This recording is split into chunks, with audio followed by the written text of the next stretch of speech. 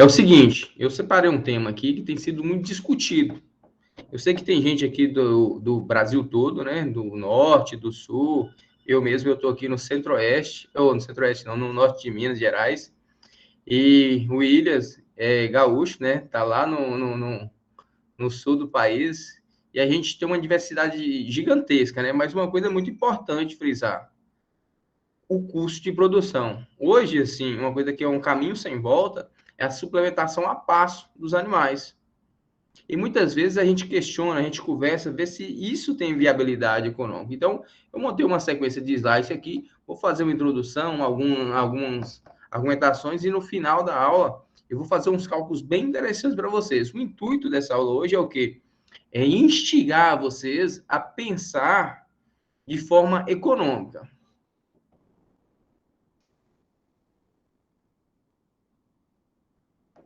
Vou compartilhar minha tela.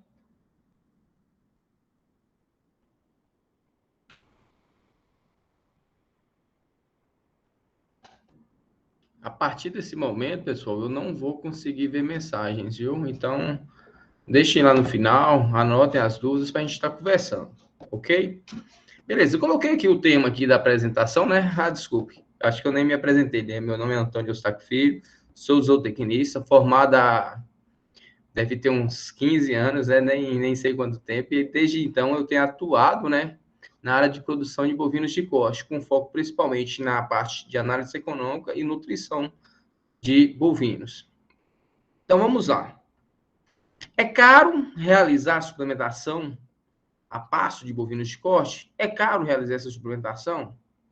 Vai anotando aí, pessoal. Pega um caderno. Eu vou fazer várias perguntas, sabe? Vou fazer várias perguntas. Então, pega um caderno e vai anotando as respostas para mim, para a gente estar discutindo no final da aula. Agora eu não vou conseguir ver no chat, mas vem anotando. É muito importante a gente anotar, fazer anotações durante as aulas, simplesmente porque, professor, mas depois eu nem olho isso. Não olha não, ninguém olha. A gente anota, é para lembrar na hora, viu? Ninguém anota para lembrar depois ou para olhar depois. A gente anota para lembrar na hora. E quando a gente vê, a gente grava mais rápido. É caro realizar a suplementação a pasto de bovinos de corte?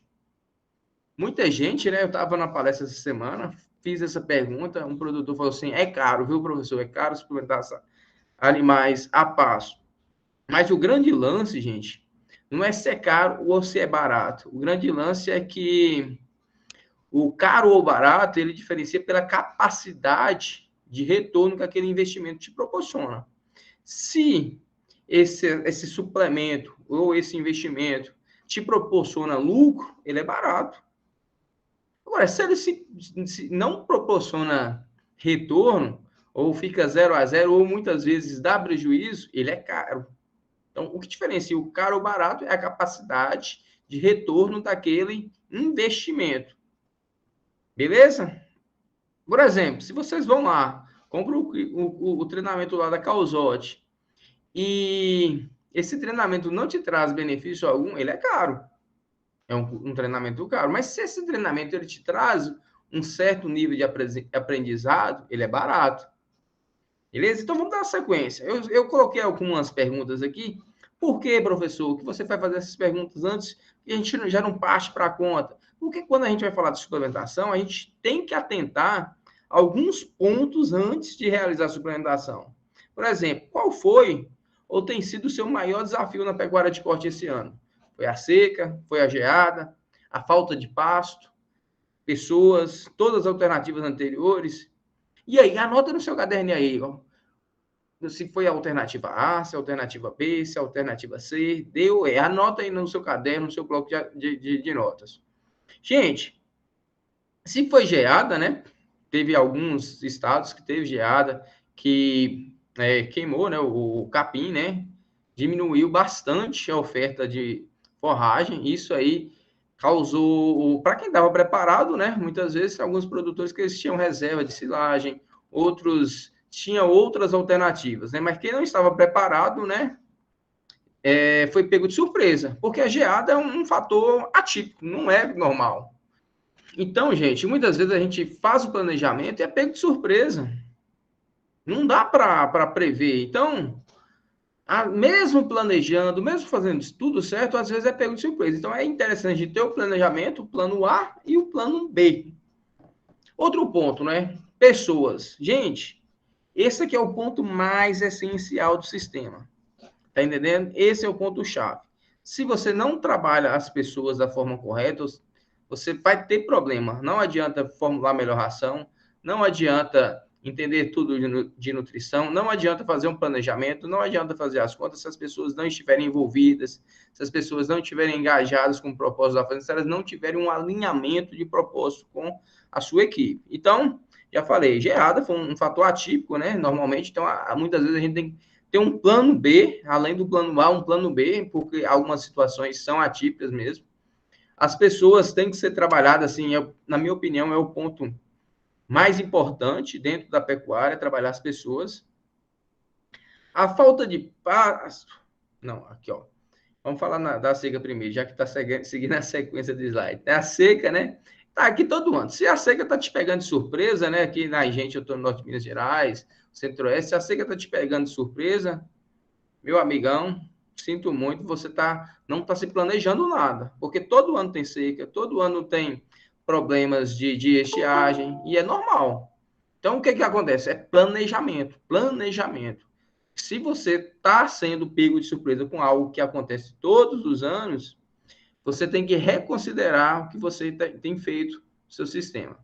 Então, gente, se é algo que acontece anualmente, a seca, te pega de surpresa, realmente está faltando um certo preparo. A falta de pasto é algo relacionado ao manejo. É muito importante, se você está chegando a determinada situação, está tendo falta de pasto, é porque você não se planejou ou não traçou a estratégia correta. Por quê, professor? Porque todos os anos nós sabemos que o pasto tem uma maior oferta de forragem nas águas e uma menor oferta de forragem na seca. Então, eu tenho que aumentar a quantidade de animais, né, a taxa de lotação no período chuvoso, e ajustar essa taxa de lotação no período das secas, ou usar algumas estratégias, como uma suplementação. Quando eu suplemento, automaticamente eu consigo colocar mais animais na mesma área. Beleza? E aí, se você marcou todas as alternativas anteriores, a coisa não tá legal, viu? O camarada ele não preparou para a seca, que é algo que acontece anualmente. Ele ainda foi pego de surpresa pela geada, e a falta de pasto está muito relacionada ao manejo da fazenda, ao manejo inadequado do pasto.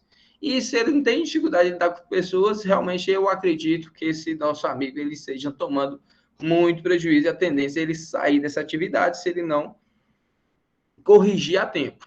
Mas vamos lá. Eu separei aqui, né, os 3 P's da pecuária. Quem não trabalha esses 3 P's na pecuária, ele está bem próximo do insucesso, né? Ele está bem próximo do fracasso dentro da atividade, porque é os 3 P's: pessoas, processos e o produto de qualidade. Pessoas, gente, a gente tem que andar sempre com pessoas motivadas, engajadas, capacitadas. É diferente, sabe? Teve uma fazenda que eu trabalhava, que certa vez o dono chegou lá mal-humorado, né? O preço da roupa estava muito baixo na época. E aí ele falou o seguinte: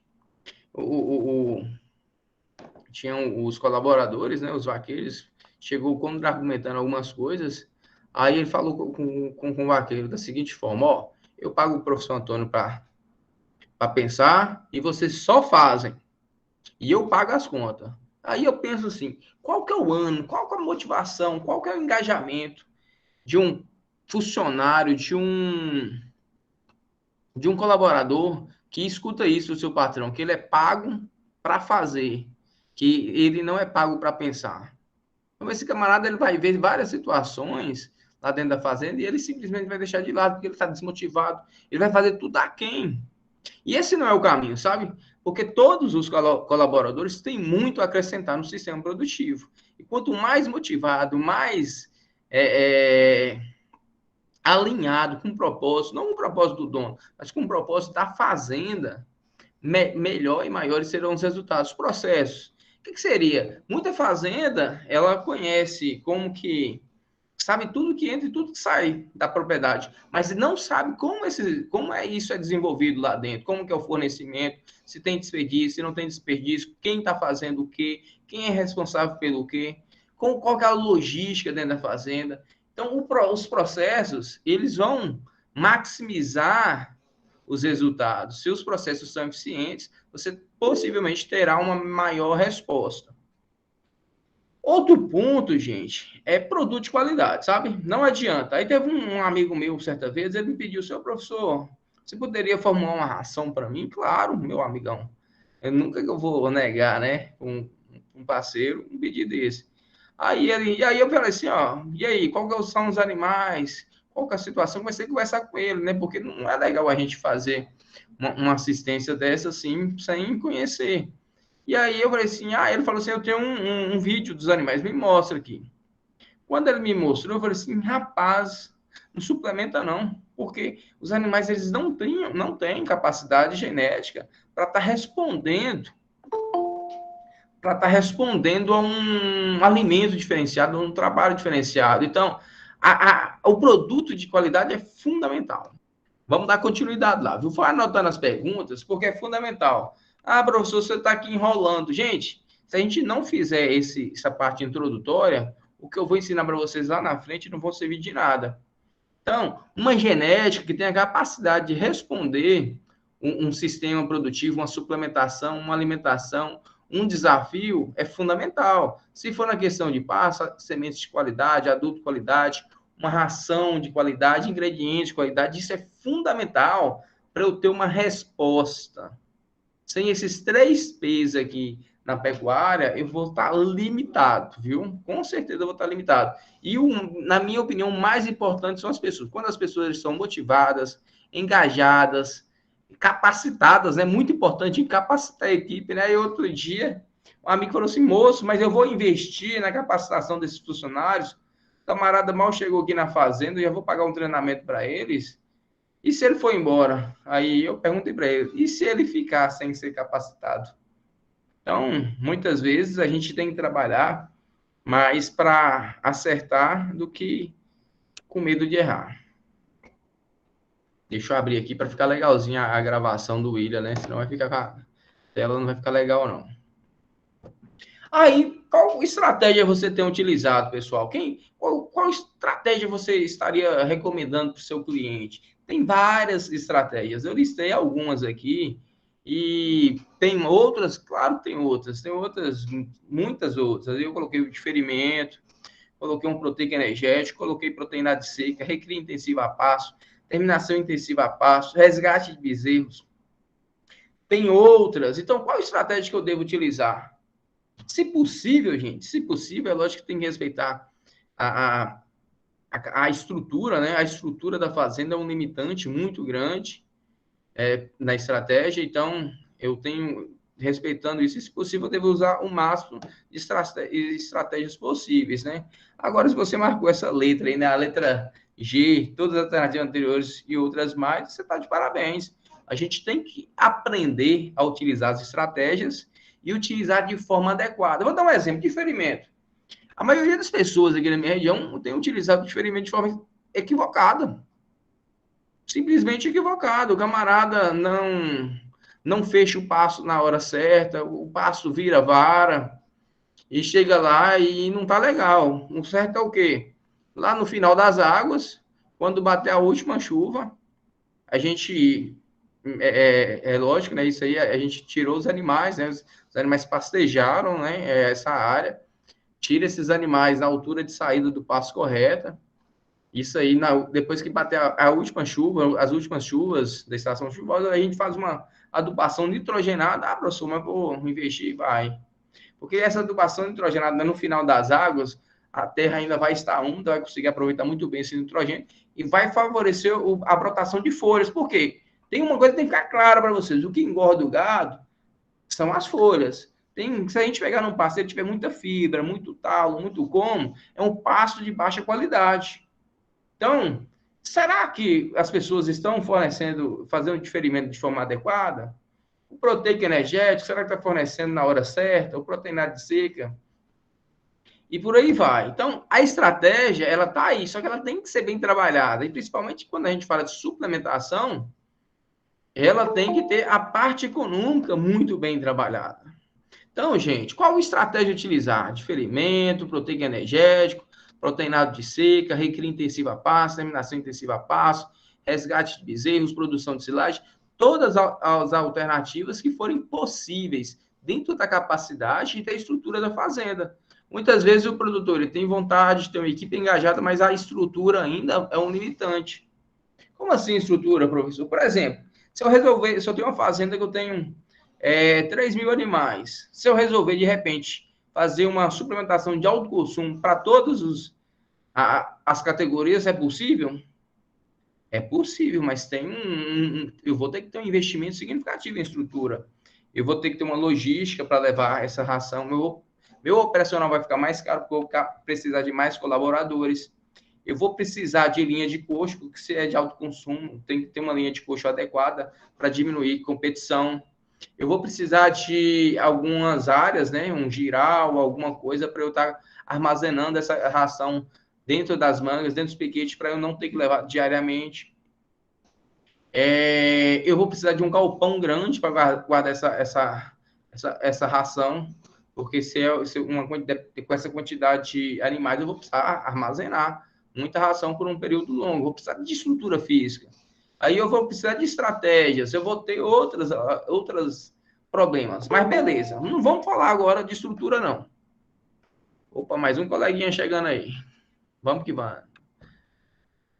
Vamos dar sequência, viu? Parando aqui rapidinho só para deixar o coleguinha entrar na aula aí. Mas independente, gente, da estratégia que vocês vão utilizar, é fundamental, anota aí, tatua no braço, porque vocês, não adianta eu fornecer proteico energético, proteinado, não adianta isso aí se eu não garantir a oferta de matéria seca, a oferta de forragem.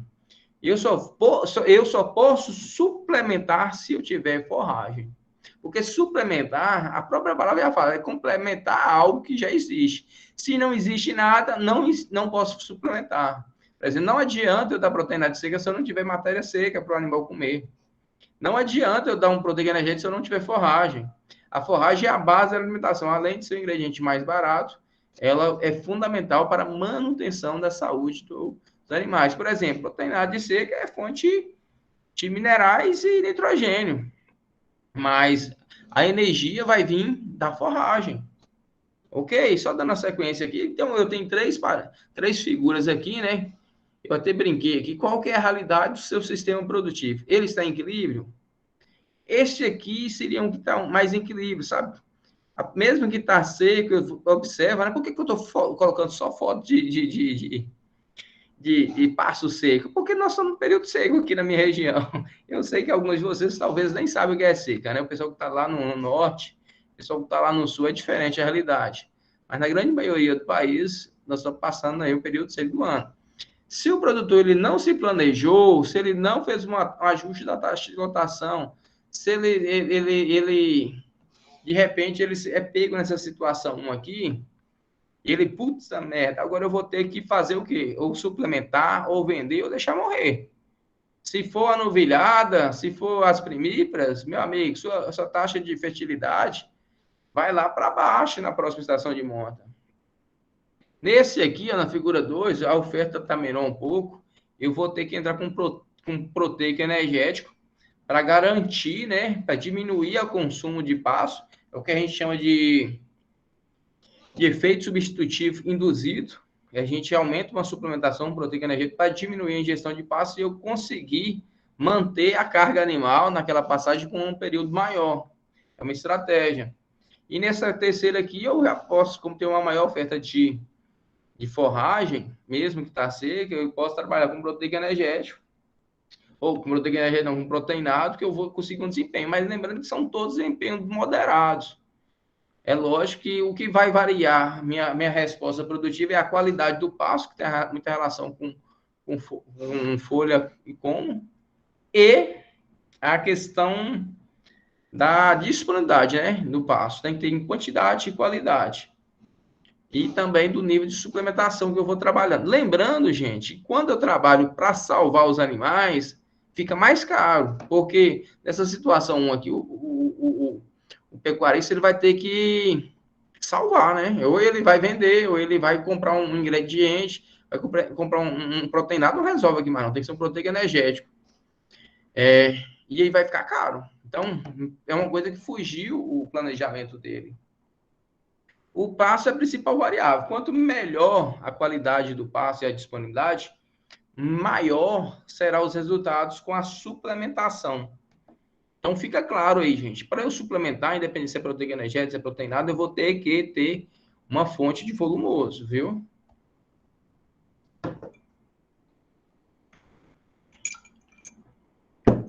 Então, gente, o produtor ele não pode ficar refém das adversidades, né? Tem dois tipos de produtor, o que joga, um joga para ganhar, o outro joga para não perder. Alguns, é aquela história, né? Tem gente que não investe em determinada tecnologia com medo de perder. Então, esse é o exemplo. Tem gente que não suplementa com medo de perder dinheiro. Agora, mas tem gente que perde dinheiro com suplementação, professor? Tem, ué, tem muita gente. Porque suplemento é caro, eu tenho que saber o que eu estou fazendo. Não é simplesmente eu ir lá e fornecer o suplemento para o animal e achar que ele vai ganhar. Eu preciso saber exatamente o que vai acontecer. Então, de certa forma, quem joga para não perder não está tão errado, mas ele não está ganhando. E o camarada que joga para ganhar, o camarada que faz as contas, que faz o planejamento, sabe o que vai acontecer, e mesmo assim ele ainda fica preparado para as adversidades. É possível falar de pecuária moderna e não realizar o planejamento? É impossível, gente. Hoje, o planejamento, a gestão é imprescindível dentro das propriedades de corte, de pecuária de corte. É imprescindível. Então, não existe mais aquela pecuária antiga, aquela pecuária atrasada. Existe sim, professor, existe. Mas ela vai deixar de existir em breve, né? Porque não vai ter competitividade. Eu vou mostrar isso para vocês em números daqui a pouco. Você tem feito seu planejamento nutricional de forma antecipada, considerando a oferta e a distribuição de forragem ao longo do ano, assim como a categoria animal e lotação? Pessoal, responde essa aí para mim aí no caderno de vocês. Vai lá no caderno e responde aí, viu? Vai lá no caderno e responde. Você tem feito, você, ou pecuarista, ou técnico, ou consultor, tem feito planejamento nutricional de forma antecipada? Quando que eu devo fazer o planejamento nutricional, pessoal? Isso aqui eu vou perguntar daqui a pouco. Tem um slide perguntando.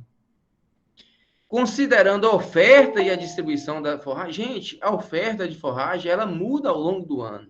Não é a mesma, não. A oferta de forragem, ela muda o ano todo. Nas águas, eu tenho início das águas, uma oferta de forragem. No meio das águas, outra oferta de forragem. No final das águas, outra forragem diferente. No início da seca, outra forragem. No meio da seca, outra. E no final da seca, outra. Isso muda. Eu tenho que ter isso desenhado dentro de planilhas. Ah, professor, mas aqui na minha fazenda eu tenho várias mangas diferentes. Então, faça uma planilha para cada manga. Mas dá muito trabalho. Mas dá trabalho. Aquela pecuária onde que o pecuarista vai lá, solta o gado, depois de um tempo volta e pega o gado e vende, acabou, gente. Então, é fundamental vocês terem um planejamento nutricional e considerar a distribuição da forragem ao longo do ano, considerando a disponibilidade em quantidade e qualidade ao longo dos meses. Se tiver mangas com forragem diferente, vai ter que fazer mangas diferentes, piquetes diferentes. Eu tenho que fazer esse ajuste, eu tenho que desenhar isso. Ah, professor, mas é o suplemento. Pronto, se você suplementa, você tem que ter dois desenhos. Um com suplementação proteína energética, um com suplementação só com proteinado, outro sem nada, para você saber qual é a melhor estratégia naquele ano. Mas eu preciso ter esse planejamento, senão eu vou incorrer risco ou de subutilizar minha fazenda ou de ter uma superlotação e acabar com o meu pasto. Nós sabemos que o pasto tem um valor agregado muito alto e é uma cultura perene. Conheço gente aqui na região que planta pasto todo ano, porque eles acham que todo ano tem que plantar pasto. Mas simplesmente porque eles plantam, colocam o gado e deixam o gado simplesmente acabar com o pasto. Correto? Então vamos lá. Vamos dar sequência. Se deixar, eu converso demais. Então, os fatores determinantes na suplementação a pasto: viabilidade econômica. Se não tiver viabilidade econômica, a gente esquece esse negócio de suplementação. Hoje nós trabalhamos no negócio da pecuária, não é aquela fazenda, eu amo a minha fazenda, é lógico que nós somos apaixonados por pecuária, mas se não for rentável, não tem sustentabilidade. A sustentabilidade depende muito da viabilidade econômica. Capacidade de investimento, gente. Eu já trabalhei com um pecuarista, ele estava animado, empolgado, tinha condição, mas como o rebanho dele era muito grande, e a gente não, eu fui falho nessa época. Eu falhei porque eu deveria ter feito todo o planejamento de curso, entregado tudo mastigado, eu não fiz. Aí chegamos no meio da seca, ele descapitalizou e precisou desfazer de uma parte do rebanho e a estratégia foi por água abaixo, porque ele não tinha previsto o custo. Nós sabemos, dependendo da quantidade de animais, precisa de um investimento financeiro alto. Além da estrutura, tem um investimento o capital de giro, que muitas vezes eu vou investir muito dinheiro para um retorno daqui a determinados meses. Então, o fluxo de caixa é fundamental. O processo eu já falei, a estrutura eu falei, e o comprometimento da equipe. Quando eu falo comprometimento, está mais relacionado ao alinhamento de valores dos técnicos, do proprietário, dos colaboradores da fazenda. Então, vamos lá. Quando realizar o planejamento nutricional do período de estiagem? No início do período de estiagem, no meio da seca, durante a estação chuvosa, nem sei se vai faltar comida para o gado. Para que isso agora, gente? E aí, pessoal, anota no caderno aí essa resposta aí e vocês depois fazem um comparativo com a minha resposta. Qual que é o melhor momento para eu preparar, realizar o planejamento nutricional para o período de estiagem? É agora que a gente está no meio da seca, que a comida acabou? É no meio da seca, no início do período de estiagem? Gente, enquanto eu tenho bastante pasto, eu tenho que começar a planejar a seca, poxa, que aí você tem uma realidade maior do que você tem de pasto, do que vai sobrar, para você se planejar para a seca. Ou até uma antecedência maior.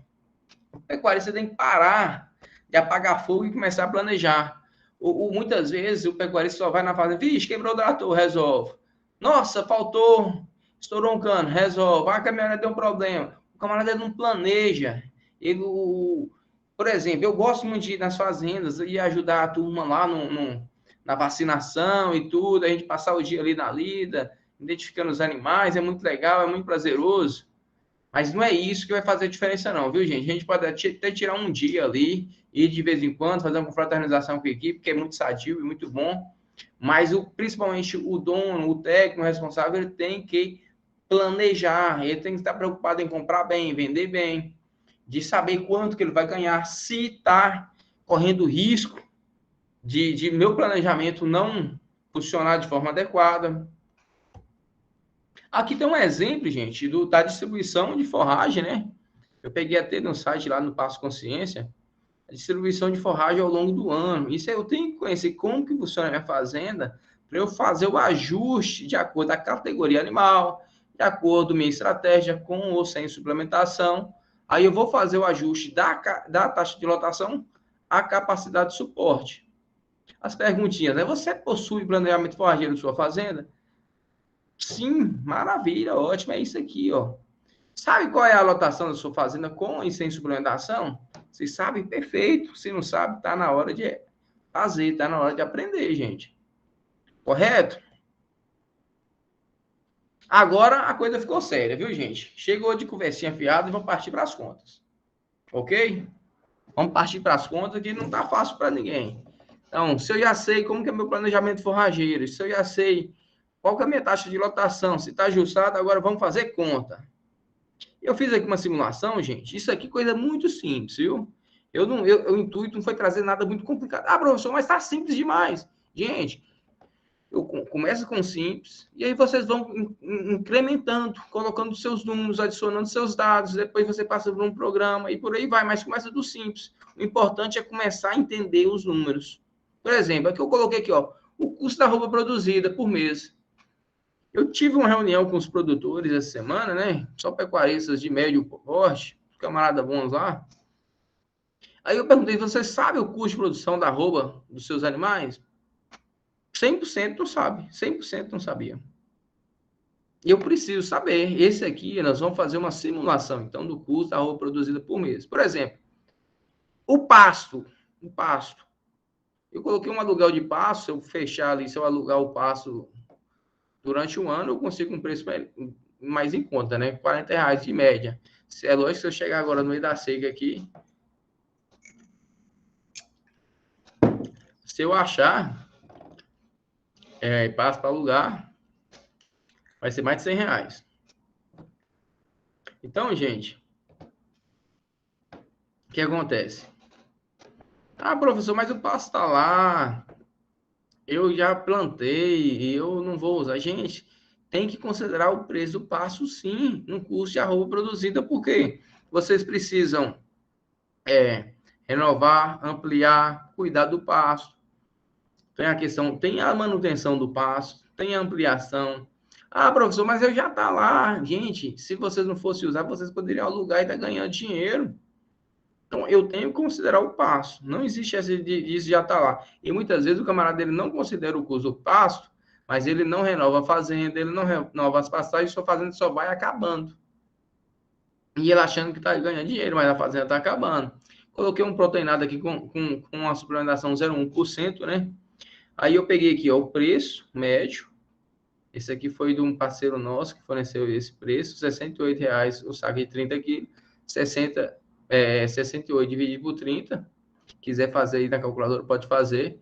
E eu achei o preço de 1 quilo. Aí, por regra de 3, eu coloquei assim, ó, 250 gramas ao preço de 1 quilo.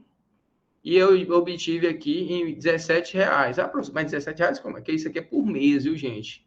Eu coloquei o consumo por dia e multipliquei por 30. Mão de obra, eu coloquei aqui uma média, né, de 500 cabeças, porque é uma média recomendada, era 500, 600 cabeças por funcionário. Um salário médio de 2.200, peguei 2.200, que é mensal, e dividi por 500. Aí eu tive 4,40, né? Cada animal, por mês, ele vai ficar 4,40 de mão de obra. Sanidade, eu peguei uma média, né, 3,50, que vai ser gasto com vermificação, vacinação, alguns remédios, o que for necessário, em média 3,50 por animal mês. Depreciação, 1,50 e custo do ágio. Hã? O que é ágio, professor? Eu sei que alguns sabem o que é ágio, mas alguns não sabem. Como alguns não sabem, eu tenho certeza que tem muita gente aí que nunca ouviu falar de ágio, embora outros já sabem muito bem que eu vou explicar o que é ágio. Vamos lá explicar o que é ágio. Só um minutinho. Deixa eu ir lá aqui na tela, né? Ver se tem a galera comigo aqui ainda. Tá muito. Tá muito complicado, pessoal. Tá gostando? Tá interessante? Fala aqui para mim. Se quiser, eu paro, viu, William? Fala, bota aqui no chat. Agora eu parei aqui só para olhar, ver se a galera tá interagindo aí mesmo. Se tá gostando, bota assim aí, tá top, ok. Aí eu vou finalizar tudo. Agora vai ficar interessante mesmo, viu? Vamos lá. Vamos voltar lá. Pierre tá aí, meu parceiro, velho de guerra. Então vamos lá. Vamos falar aqui sobre um pouquinho de ágio. Tem muita gente que não faz nem ideia do que é ágio.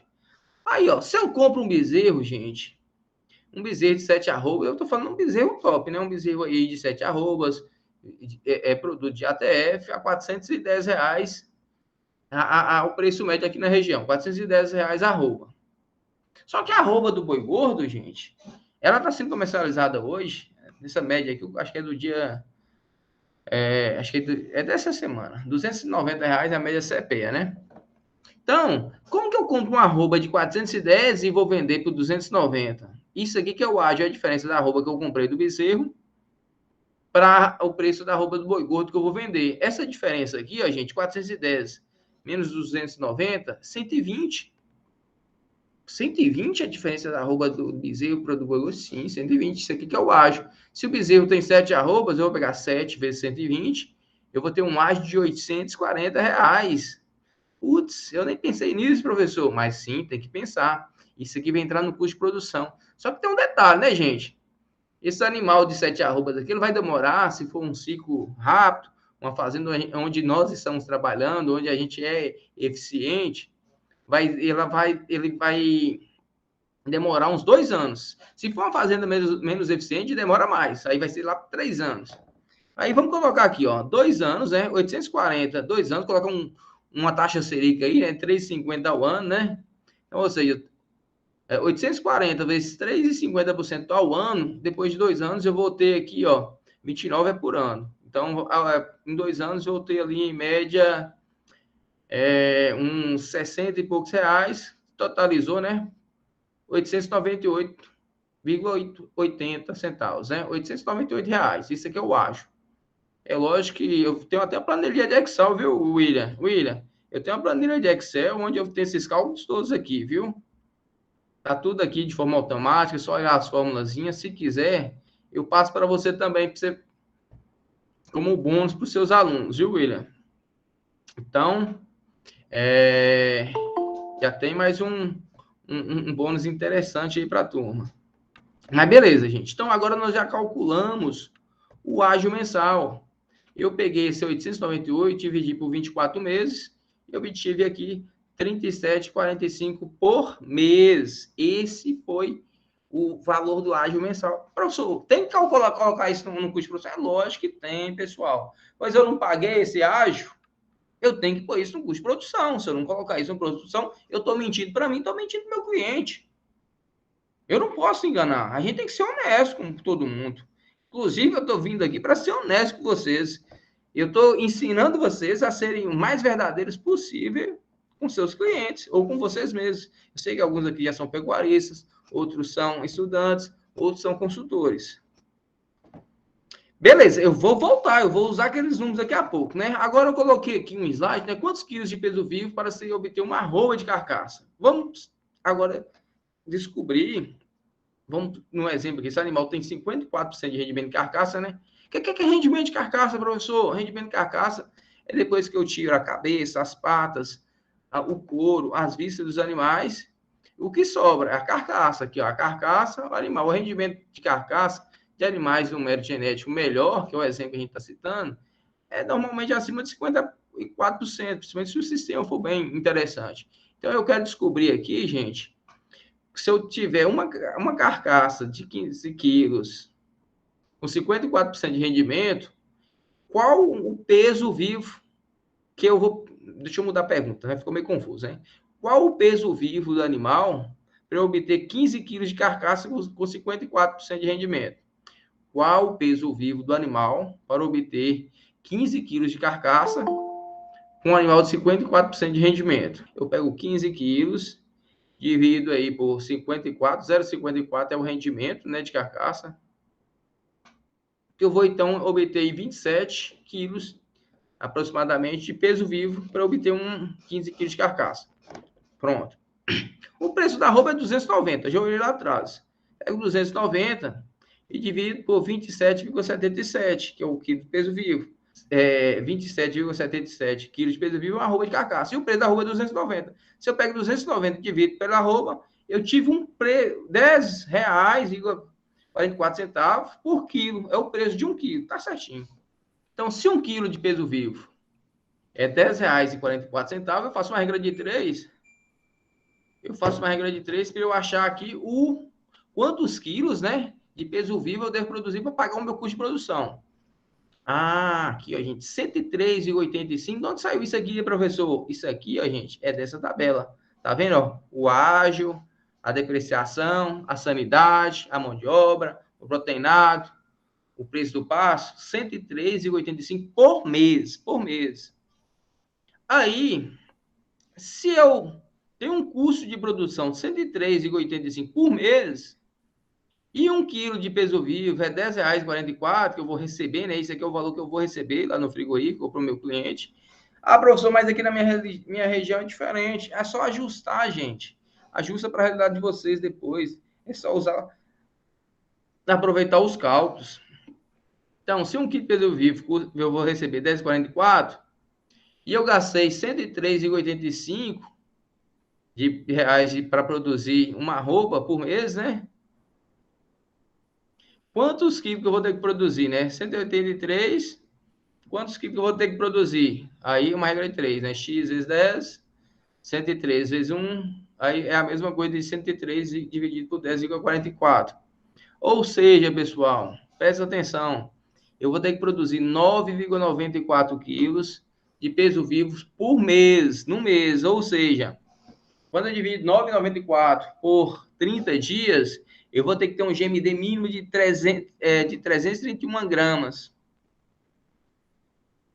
E aí, gente, para que serve esse número? Gente, se eu, nesse sistema aqui, ó, um proteinadozinho de 0,1%, a mão de obra, tudo no mínimo, eu tenho que produzir, o animal ele tem que ganhar 331 gramas para pagar a conta dele, para pagar a estadia dele lá. É fácil, gente, eu ganhar 330, lembrando que é uma média ano, né? Considerando aqui o ano todo. Pode ser, nas águas ele vai ganhar mais, mas na seca ele vai ganhar menos. É fácil uma média dessa ao longo? Não é fácil. A margem é estreita, a gente tem que ser profissional. Aí eu vou repetir esse cálculo, né? Ficou claro aí? Ficou, né? Se não, vai anotando as dúvidas. Eu vou repetir esse cálculo.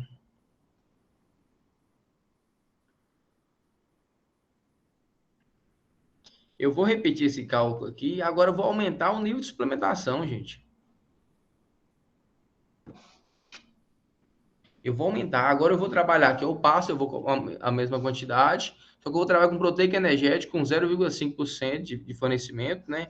Consumo aqui ficou de 2 quilos por dia em média, onde esse proteico energético é R$ 78,00, dividido por 30, eu obtive um preço por quilo de 2,60.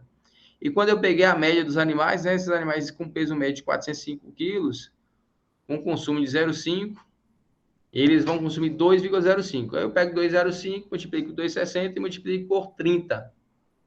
Aí eu tenho esse preço aqui de R$ 157,00 por mês. Mão de obra.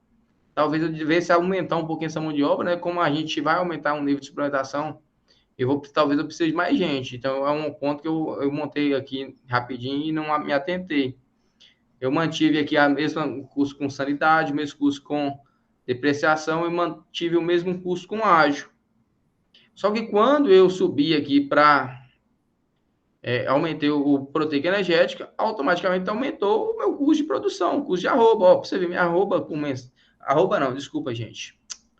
É o custo por animal mês. É o custo por animal mês. Cada animal está ficando por 244. Lá no outro exemplo, ficou por 103. Aí eu vou fazer a mesma conta, né? O preço que eu vou receber no final vai ser o mês, né? 1 quilo, 10,44. Como esse aqui, o custo de produção é 244, eu achei aqui, né? Eu pego 244 dividido por 10,4, que é o valor do quilo. Esse animal aqui ele vai ter que produzir 23,44 quilos de peso vivo mês. Ou seja, quando eu divido esse 23 por um GMD aí mínimo, né? Um GMD de 781 gramas, eu pergunto, é fácil botar 781 gramas, quase 80 gramas por dia nos animais a pasto? Mesmo que eles estão recebendo 2 quilos concentrado? Não é fácil, não. Se eu tiver um manejo de passagem adequado, eu consigo. Senão, não consigo, não. A variável maior vai ser o passo, viu, gente? Eu estou sendo bem honesto com vocês.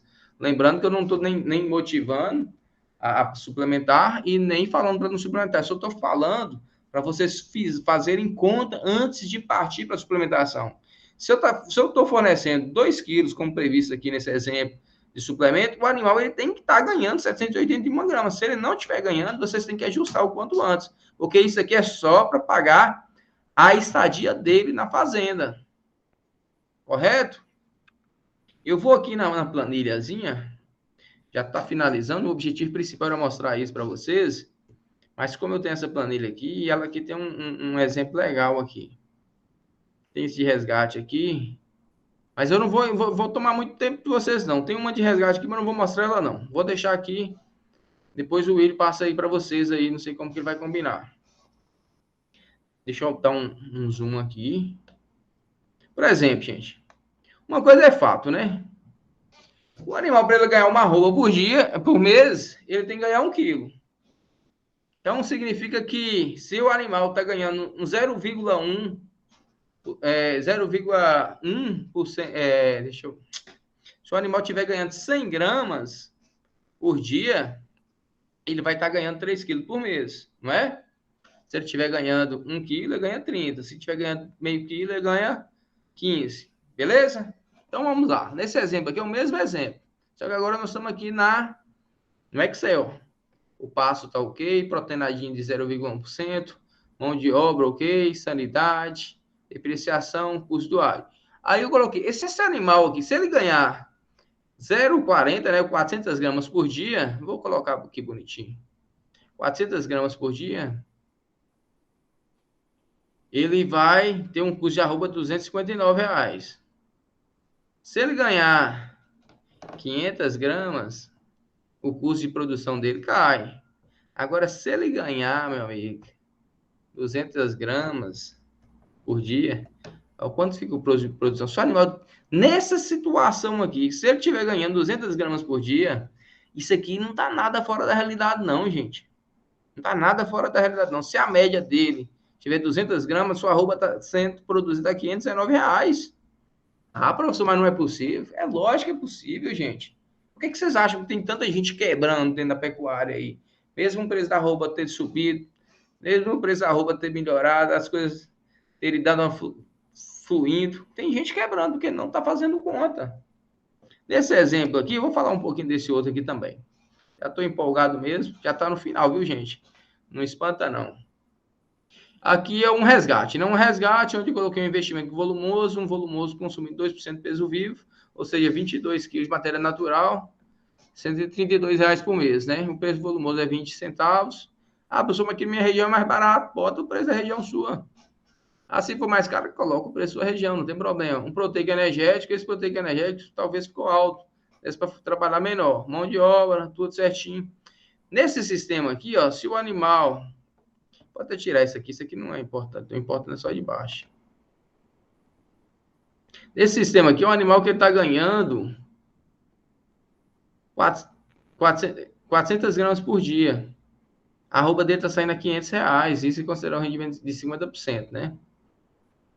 Então, nesse resgate, o animal recebendo aí 2% de peso vivo de silagem, mais um proteico energético, ele tem que ganhar, para eu fechar as contas, vamos ver aqui, ó. 600 gramas ainda não bate, ó, fica mais caro que a arroba. Vamos botar aí, tem que ser nesse sistema de pelo menos 700 gramas. 700 gramas de GMD para eu não tomar prejuízo. Vocês estão entendendo como é importante realizar as contas? Suplementar é fácil, gente. Fórmula ração é fácil. Quem não sabe tá vacilando também, né? Isso aí é obrigação. Todo técnico, todo consultor tem obrigação de saber formular, tem obrigação de saber o que pode fornecer, o que não pode, quais são as estratégias alimentares, ionófilos, tem que entender muito. Isso aí tem que entender. Agora, também tem que fazer conta. Saber formular, saber fornecer o que é bom, o que é ruim, é obrigação. Agora, fazer conta aí vai diferenciar quem ganha dinheiro e quem não ganha dinheiro. Beleza? Estou aberto às dúvidas aí. Fique à vontade. Vamos fazer uns 5 minutinhos só de pergunta. E aí eu passo a palavra aí pro William, viu? Pessoal, alguma dúvida? Mas se tiver dúvida, pode... Boa noite. Oi, Isabela. Isabela. Você falou assim, que esse valor, ele paga a estadia dele. Então, no caso, ele tem que ganhar mais do que isso que o produtor está ganhando. Sim. Ou você melhora o GMD ou diminui o custo. Entendeu? Você pode melhorar a sua eficiência. Pode comprar ração mais barata. Você pode... a sanidade você vai conseguir mexer pouco, né? Mas pode melhorar o custo do proteico energético, pode maximizar a mão de obra. Por exemplo, se um vaqueiro toma conta de 600 animais, se você tiver só 600 animais, dificilmente você vai ter só um vaqueiro. Você vai ter 2 vaqueiros e vai ter mais outro caseiro.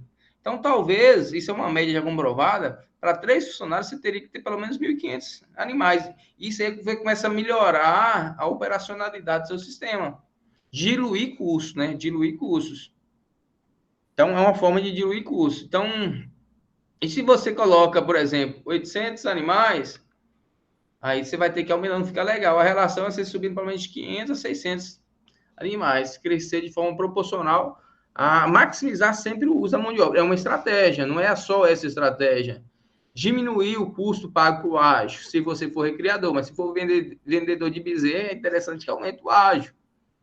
O ágio, dessa forma, aqui na nossa região, teve produtor que pagou R$ 500 na arroba do bezerro.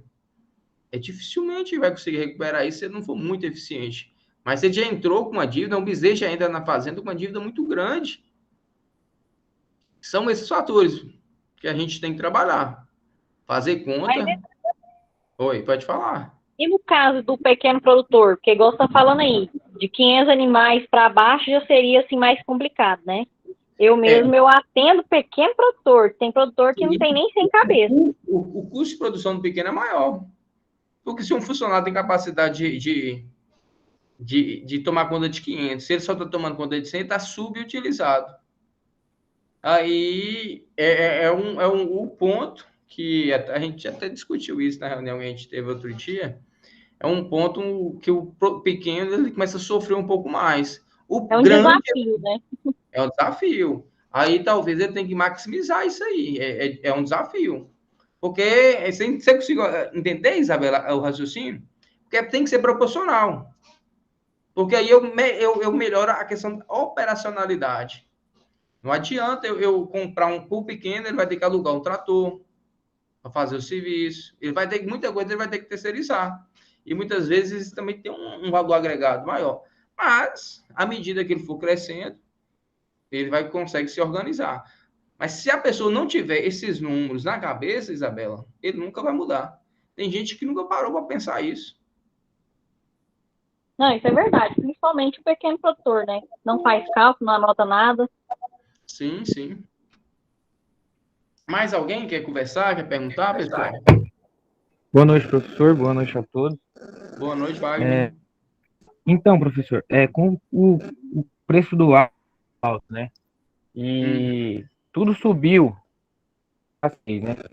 Então, você vai implementar até um mineral tá muito caro, não tem jeito. E aí, aquela pergunta, sabe? É o que eu vou perguntar para o senhor. O senhor, como consultor, que atitude o senhor tomaria para estar tentando diminuir esse impacto dentro de um sistema? O segredo, viu, Wagner, era o camarada fazer a conta antes de comprar. Falou assim, o ágio do bezerro tá tanto, e eu vou demorar tanto tempo, e eu vou possivelmente vender por tanto, e fazer as contas. Como que eu vou... Isso aí era o ideal. Ele fazer as contas antes, o planejamento antes. Agora, na atual situação, estreitou muito para ele, porque os insumos subiram, ele pagou um ágio muito caro e ele não sabe se o preço vai se manter. Honestamente, é fazer as contas e não ficar segurando, porque quanto mais você estende o sistema produtivo, por exemplo, a recria, né? Aqui mais varia a recria. A cria, normalmente, ali é no máximo um ano, se estiver muito ineficiente, né? Mas o ideal é que esses animais sejam desmamados ali com 7, 8 meses. E a terminação, no máximo, 6 meses. Então, o que comanda é a recria. O ideal é que essa recria ela não se estenda muito, porque quanto mais se estender, mais influência do mercado você pode sofrer. Porque se daqui um ano eu tenho uma previsão, daqui 2 anos não tem previsão nenhuma do que vai acontecer. Pode ser que melhore, pode ser que piore. Lembrando, Wagner, que o ciclo pecuário nosso, ele começa a se encerrar no ano que vem. Ou seja, o ano que vem é um ano que possivelmente o preço, eu vou ter uma oferta muito grande de animais na praça.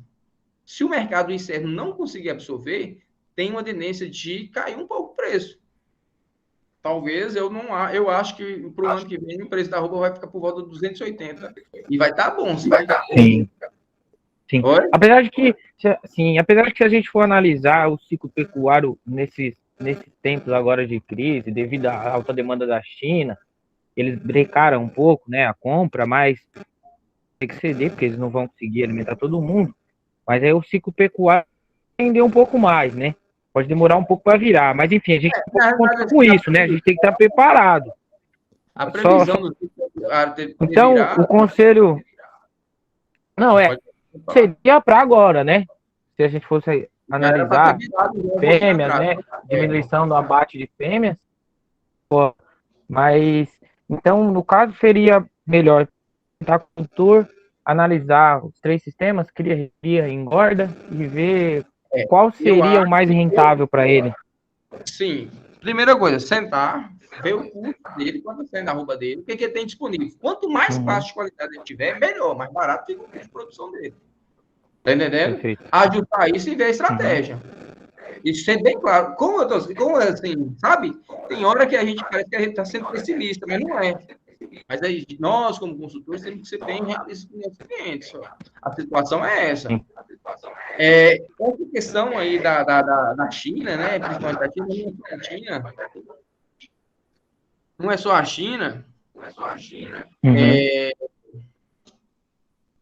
É uma estratégia, é bem nítido, assim, que eles usaram aí dessa questão da febre aftosa, desculpa, o mal da vaca louca, né? O caso atípico que teve os 2 casos, como estratégia de forçar, pressionar um pouquinho o preço da arroba do boi para baixo, para eles comprarem novamente. É uma estratégia comercial. E isso pode acontecer. O ruim quando a gente tem clientes muito grandes, né, como a China, a Rússia, que compram muito, a gente fica muito dependente do mercado externo. Isso aí é complicado também. Mas eu acredito que eles voltem a comprar. Mas, assim, outro ponto também que eu acho que tem muito pecuarista que não acredita. Eu vejo assim, Wagner, o pessoal. O Brasil alimenta o mundo, beleza. Mas, exemplo, a China ela está se estruturando muito para criar criação de bovinos. Ela tem aumentado os seus rebanhos, tem implementado a cultura. Não era uma coisa normal. Ela está restabelecendo o rebanho suíno. Então, assim, vai ter, e tem muita gente trabalhando também. A gente não pode achar que a gente vai ser, o mundo vai ser dependente nosso, não, porque não vai ser. Embora nós ainda vamos continuar à frente no mercado pecuário, isso é um fato também. Cabe a nós especializar, viu? Planejar. Agora, hoje em dia, os melhores nutricionistas do mundo são brasileiros. Com certeza.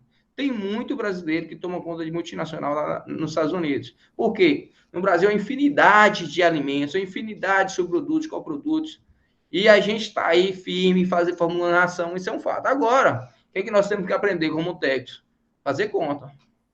Fazer conta. Esse é o segredo. Para a gente não... Porque muitas vezes o pecuarista está motivado, suplemento, o preço da roupa está bom, mas às vezes o camarada não está tendo esse exemplo aí, ó, igual a Isabela falou assim, se o produto pecuarista... É lógico que isso aqui é um exemplo hipotético, viu, gente?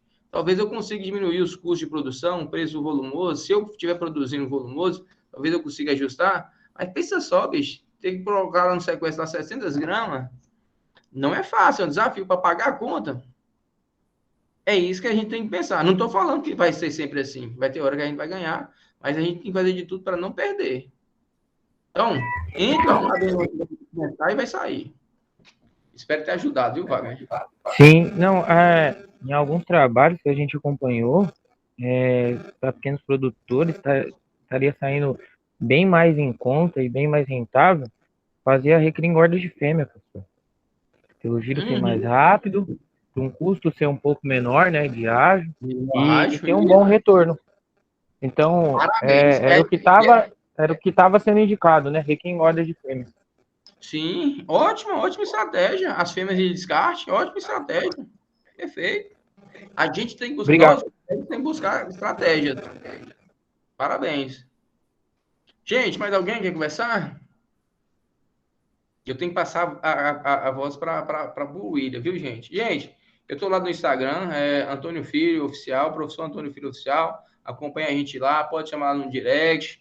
Temos o canal aí no YouTube, Cuidando do Boi, tem várias aulas gratuitas. E tamo junto, viu? O William aí, nosso parceiro. A gente tem feito uma parceria muito grande aí em alguns treinamentos.